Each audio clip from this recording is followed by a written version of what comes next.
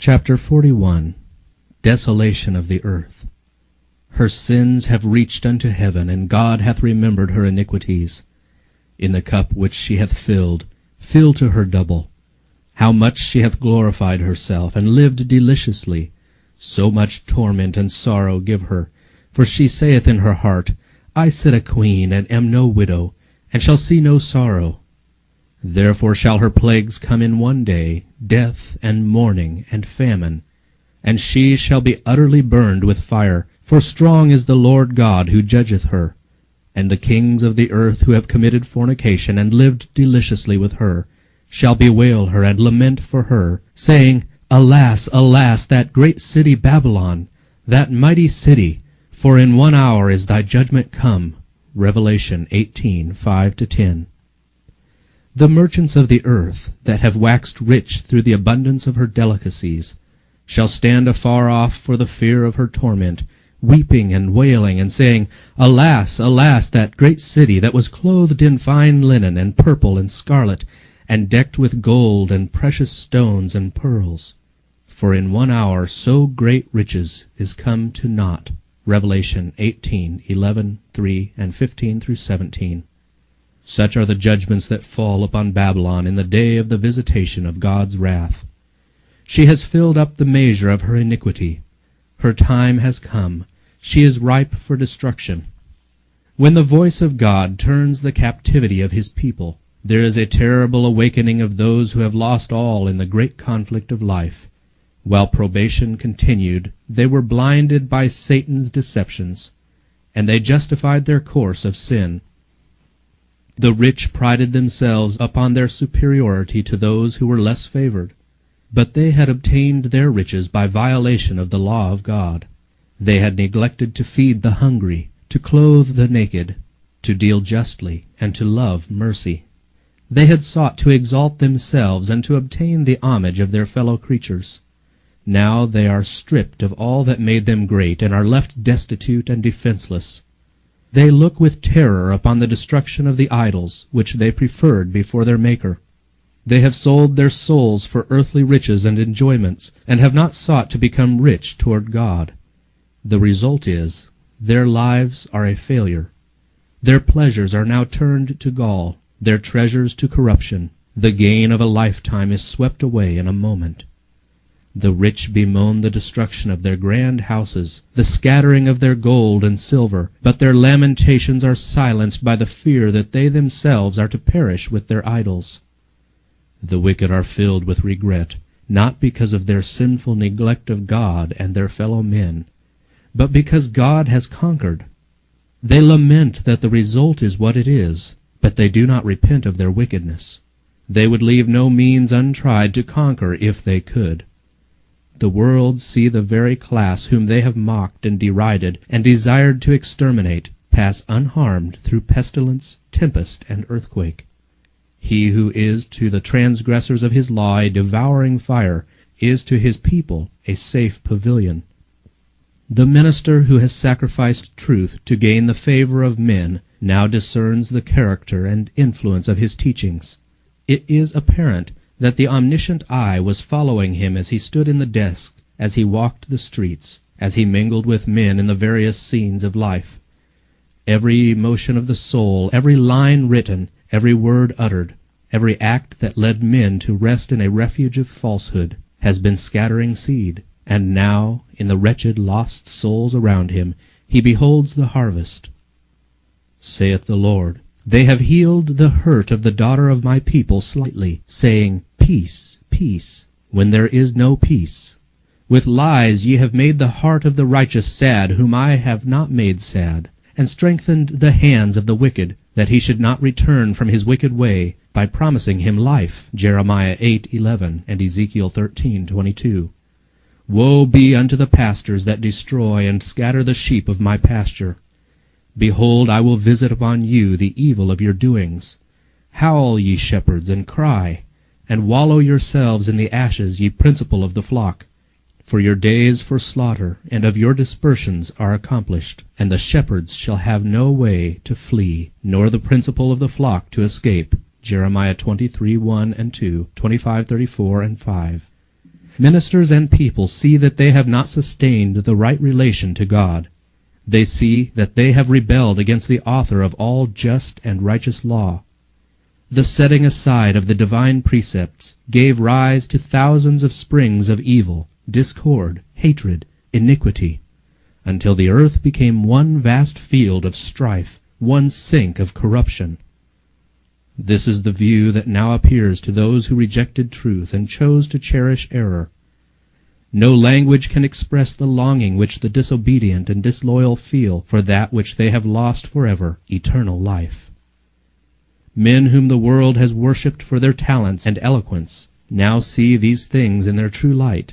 They realize what they have forfeited by transgression, and they fall at the feet of those whose fidelity they have despised and derided, and confess that God has loved them. The people see that they have been deluded. They accuse one another of having led them to destruction, but all unite in heaping their bitterest condemnation upon the ministers. Unfaithful pastors have prophesied smooth things. They have led their hearers to make void the law of God, and to persecute those who would keep it holy. Now, in their despair, these teachers confess before the world their work of deception. The multitudes are filled with fury. "We are lost," they cry, "and you are the cause of our ruin." And they turn upon the false shepherds. The very ones that once admired them most will pronounce the most dreadful curses upon them. The very hands that once crowned them with laurels will be raised for their destruction. The swords which were to slay God's people are now employed to destroy their enemies. Everywhere there is strife and bloodshed. A noise shall come even to the ends of the earth, for the Lord hath a controversy with the nations. He will plead with all flesh. He will give them that are wicked to the sword. Jeremiah 25:31. For 6,000 years the great controversy has been in progress. The Son of God and his heavenly messengers have been in conflict with the power of the evil one, to warn, enlighten, and save the children of men. Now all have made their decisions. The wicked have fully united with Satan in his warfare against God. The time has come for God to vindicate the authority of his downtrodden law. Now the controversy is not alone with Satan, but with men. The Lord hath a controversy with the nations. He will give them that are wicked to the sword. The mark of deliverance has been set upon those that sigh and that cry for all the abominations that be done. Now the angel of death goes forth, represented in Ezekiel's vision, by men with the slaughtering weapons, to whom the command is given, "Slay utterly, old and young, both maids and little children, and women. But come not near any man upon whom is the mark, and begin at my sanctuary." Says the prophet, "They began at the ancient men which were before the house," Ezekiel 9:1-6. The work of destruction begins among those who have professed to be the spiritual guardians of the people. The false watchmen are first to fall. There are none to pity or to spare. Men, women, maidens, and little children perish together. The Lord cometh out of his place to punish the inhabitants of the earth for their iniquity. The earth also shall disclose her blood, and shall no more cover her slain. Isaiah 26:21. And this shall be the plague wherewith the Lord will smite all the people that have fought against Jerusalem. Their flesh shall consume away while they stand upon their feet, and their eyes shall consume away in their holes, and their tongue shall consume away in their mouth. And it shall come to pass in that day that a great tumult from the Lord shall be among them, and they shall lay hold every one on the hand of his neighbor, and his hand shall rise up against the hand of his neighbor. Zechariah 14:12-13. In the mad strife of their own fierce passions, and by the awful outpouring of God's unmingled wrath, fall the wicked inhabitants of the earth, priests, rulers, and people, rich and poor, high and low, and the slain of the Lord shall be at that day from one end of the earth even unto the other end of the earth. They shall not be lamented, neither gathered nor buried. Jeremiah 25:33. At the coming of Christ the wicked are blotted from the face of the whole earth, consumed with the spirit of his mouth, and destroyed by the brightness of his glory. Christ takes his people to the city of God, and the earth is emptied of its inhabitants. Behold, the Lord maketh the earth empty. and maketh it waste, and turneth it upside down, and scattereth abroad the inhabitants thereof. The land shall be utterly emptied, and utterly spoiled, for the Lord hath spoken this word. Because they have transgressed the laws, changed the ordinance, broken the everlasting covenant, therefore hath the curse devoured the earth, and they that dwell therein are desolate. Therefore the inhabitants of the earth are burned. Isaiah 24:1, 3, 5, and 6. The whole earth appears like a desolate wilderness. The ruins of cities and villages destroyed by the earthquake, uprooted trees, ragged rocks thrown out by the sea or torn out of the earth itself, are scattered over its surface, while vast caverns mark the spot where the mountains have been rent from their foundations. Now the event takes place foreshadowed in the last solemn service of the Day of Atonement, when the ministration in the Holy of Holies had been completed, and the sins of Israel had been removed from the sanctuary by virtue of the blood of the sin offering. Then the scapegoat was presented alive before the Lord, and in the presence of the congregation the high priest confessed over him all the iniquities of the children of Israel, and all their transgressions in all their sins, putting them upon the head of the goat. Leviticus 16:21. In like manner, when the work of atonement in the heavenly sanctuary has been completed, then in the presence of God and heavenly angels, and the hosts of the redeemed, the sins of God's people will be placed upon Satan. He will be declared guilty of all the evil which he has caused them to commit. And as the scapegoat was sent away into a land not inhabited, so Satan will be banished to the desolate earth, an uninhabited and dreary wilderness. The Revelator foretells the banishment of Satan and the condition of chaos and desolation to which the earth is to be reduced, and he declares that this condition will exist for 1,000 years. After presenting the scenes of the Lord's second coming and the destruction of the wicked, the prophecy continues. I saw an angel come down from heaven, having the key of the bottomless pit, and a great chain in his hand. And he laid hold on the dragon, that old serpent, which is the devil and Satan, and bound him 1,000 years, and cast him into the bottomless pit, and shut him up, and set a seal upon him, that he should deceive the nations no more, till the 1,000 years should be fulfilled. And after that he must be loosed for a little season. Revelation 20:1-3.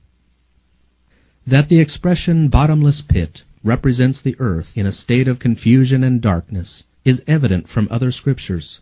Concerning the condition of the earth in the beginning, the Bible record says that it was without form and void, and darkness was upon the face of the deep. Genesis 1:2. Prophecy teaches that it will be brought back, partially at least, to this condition. Looking forward to the great day of God, the prophet Jeremiah declares, I beheld the earth, and lo, it was without form and void, and the heavens, and they had no light. I beheld the mountains, and lo, they trembled, and all the hills moved lightly. I beheld, and lo, there was no man, and all the birds of the heavens were fled. I beheld, and lo, the fruitful place was a wilderness, and all the cities thereof were broken down. Jeremiah 4:23-26. Here is to be the home of Satan with his evil angels for 1,000 years. Limited to the earth, he will not have access to other worlds, to tempt and annoy those who have never fallen. It is in this sense that he is bound. There are none remaining upon whom he can exercise his power. He is wholly cut off from the work of deception and ruin, which for so many centuries has been his sole delight. The prophet Isaiah, looking forward to the time of Satan's overthrow, exclaims, How art thou fallen from heaven, O Lucifer, son of the morning! How art thou cut down to the ground, which didst weaken the nations! Thou hast said in thine heart, I will ascend into heaven, I will exalt my throne above the stars of God. I will be like the Most High. Yet thou shalt be brought down to hell, to the sides of the pit. They that see thee shall narrowly look upon thee, and consider thee, saying, Is this the man that made the earth to tremble, that did shake kingdoms, that made the world as a wilderness, and destroyed the cities thereof, that opened not the house of his prisoners? Isaiah 14:12-17. For 6,000 years Satan's work of rebellion has made the earth to tremble. He has made the world as a wilderness, and destroyed the cities thereof. And he opened not the house of his prisoners. For 6,000 years his prison house has received God's people, and he would have held them captive forever, but Christ has broken his bonds and set the prisoners free. Even the wicked are now placed beyond the power of Satan, and alone with his evil angels he remains to realize the effect of the curse which sin has brought. The kings of the nations, even all of them, lie in glory, every one in his own house, the grave. But thou art cast out of thy grave like an abominable branch. Thou shalt not be joined with them in burial, because thou hast destroyed thy land, and slain thy people. Isaiah 14:18-20. For 1,000 years Satan will wander to and fro in the desolate earth, to behold the results of his rebellion against the law of God. During this time his sufferings are intense. Since his fall, his life of unceasing activity has banished reflection, but he is now deprived of his power, and left to contemplate the part which he has acted since first he rebelled against the government of heaven, and to look forward with trembling and terror to the dreadful future when he must suffer for all the evil that he has done, and be punished for the sins that he has caused to be committed. To God's people the captivity of Satan will bring gladness and rejoicing. Says the prophet, "It shall come to pass in the day that Jehovah shall give thee rest from thy sorrow, and from thy trouble, and from the hard service wherein thou wast made to serve, that thou shalt take up this parable against the king of Babylon," here representing Satan, "and say, How hath the oppressor ceased? Jehovah hath broken the staff of the wicked, the scepter of the rulers, that smote the peoples in wrath with a continual stroke, that ruled the nations in anger with a persecution that none restrained." Verses 3-6, Revised Version. During the 1,000 years between the first and the second resurrection, the judgment of the wicked takes place. The Apostle Paul points to this judgment as an event that follows the second advent. "Judge nothing before the time until the Lord come, who both will bring to light the hidden things of darkness, and will make manifest the counsels of the hearts." 1 Corinthians 4:5. Daniel declares that when the Ancient of Days came, judgment was given to the saints of the Most High. Daniel 7:22.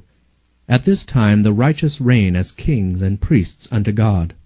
John in the Revelation says, "I saw thrones, and they sat upon them, and judgment was given unto them. And they shall be priests of God and of Christ, and shall reign with him 1,000 years." Revelation 20:4-6. It is at this time that, as foretold by Paul, the saints shall judge the world. 1 Corinthians 6:2. In union with Christ they judge the wicked, comparing their acts with the statute book, the Bible, and deciding every case according to the deeds done in the body. Then the portion which the wicked must suffer is meted out, according to their works, and it is recorded against their names in the book of death. Satan also and evil angels are judged by Christ and his people. Says Paul, "Know ye not that we shall judge angels?" Verse 3. And Jude declares that the angels which kept not their first estate, but left their own habitation, he hath reserved in everlasting chains, under darkness, unto the judgment of the great day. Jude 6.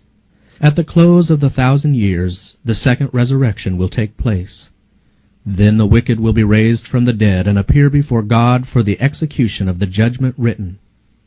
Thus the Revelator, after describing the resurrection of the righteous, says, "The rest of the dead lived not again until the 1,000 years were finished." Revelation 20:5. And Isaiah declares concerning the wicked, "They shall be gathered together as prisoners are gathered in the pit, and shall be shut up in the prison, and after many days shall they be visited." Isaiah 24:22.